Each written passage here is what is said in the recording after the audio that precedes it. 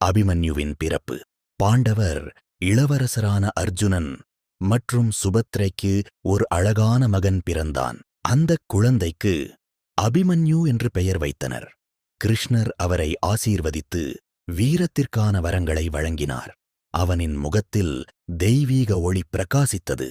பாண்டவர்கள் அனைவரும் மிகுந்த மகிழ்ச்சியடைந்தனர். கர்ப்பத்தில் கற்ற ரகசியம். சுபத்ரா கர்ப்பமாக இருந்தபோது அர்ஜுனன் சக்கர வியூகம் பற்றி விளக்கினார். அபிமன்யு அந்த உரையை கர்ப்பத்திலேயே கேட்டு அறிந்தான். அவன் சக்கர வியூகத்திற்குள் செல்லும் முறையை முழுமையாக கற்றுக்கொண்டான். ஆனால் வெளியே வருவது பற்றி சொல்லும்போது சுபத்ரா தூங்கிவிட்டாள். இதனால் அவன் வெளியே வருவது பற்றி அறியவில்லை. சிறுவயதில் வீரத்திறன். அபிமன்யு சிறுவயதிலேயே அம்பு எய்தலில் திறமை காட்டினான். அவனின் திறமையை பார்த்து அனைவரும் வியந்தனர். அவன் அப்பா அர்ஜுனனைப் போலவே வீரனாக வேண்டும் என்றான். கிருஷ்ணரும் அவனை ஊக்குவித்தார். அவன் தைரியமும் ஒழுக்கமும் கொண்டவனாக வளர்ந்தான். உத்தராவுடன் திருமணம். அபிமன்யு விராட மன்னனின் மகள் உத்தராவை திருமணம் செய்தான். அவர்கள் இருவரும் மகிழ்ச்சியான வாழ்க்கையை தொடங்கினர். அபிமன்யு தனது மனைவியை மிகவும் நேசித்தான். உத்தரா அவனின் வீரத்தை பெருமையாக நினைத்தாள். அவர்களின் வாழ்க்கை அமைதியாக இருந்தது. குருக்ஷேத்திர போர் தொடக்கம். குருக்ஷேத்திர போர் தொடங்கியது. பாண்டவர்கள் மற்றும் கௌரவர்கள் மோதினர். அபிமன்யு போரில் பங்கேற்கத் தயாரானான். அவன் தன் குடும்பத்தின் கௌரவத்திற்காக போராட முடிவு செய்தான். அவன் மனதில் அச்சமில்லை.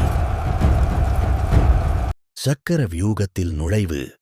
அபிமன்யு சக்கர வியூகத்தை உடைத்து உள்ளே சென்றான். அவன் தன் தைரியத்தை வெளிப்படுத்தினான். பல எதிரிகளை ஒரே நேரத்தில் எதிர்கொண்டான். அவன் அசாதாரண வீரத்தை காட்டினான். அவன் உள்ளே செல்வதை அனைவரும் பார்த்து வியந்தனர். தனியாக போராடும் வீரன். அபிமன்யு உள்ளே சென்ற பிறகு பாண்டவர்கள் அவரை பின்தொடர முடியவில்லை. அவன் தனியாக எதிரிகளை எதிர்கொண்டான். பல மகாவீரர்களை ஒருவனாகவே போராடினான். அவன் வீரமும் உறுதியும் அனைவரையும் அதிர வைத்தது. அவன் தளராமல் தொடர்ந்து போராடினான். அநியாயத் தாக்குதல். கௌரவர்கள் சேர்ந்து அபிமன்யுவை தாக்கினர். அவர்கள் போரின் நெறிகளை மீறினர். அபிமன்யு ஆயுதம் இழந்த பின்னரும் போராடினார். அவன் கடைசி வரை தைரியமாக இருந்தான். அவனின் வீரத்தை பார்த்து எதிரிகளும் வியந்தனர். வீரமரணம். அபிமன்யு இறுதியில் வீரமரணம் அடைந்தான். அவன் போரில் வீழ்ந்தான். அவன் தைரியம் வரலாற்றில் நிலைத்தது. அவனின் மரணம் பாண்டவர்களை துயரத்தில் ஆழ்த்தியது. அவன் ஒரு நித்திய வீரனாக நினைவில் வாழ்ந்தான். நினைவில் நிலைத்த வீரன். அபிமன்யுவின் வீர கதை தலைமுறைகள் முழுவதும் சொல்லப்படுகிறது. அவன் தைரியம் அனைவருக்கும் உத்வேகம் அளிக்கிறது. அவன் இளமையில் பெரிய சாதனை செய்தான். அவன் ஒரு உண்மையான வீரன். அவன் பெயர் என்றும் மறக்கப்படாது.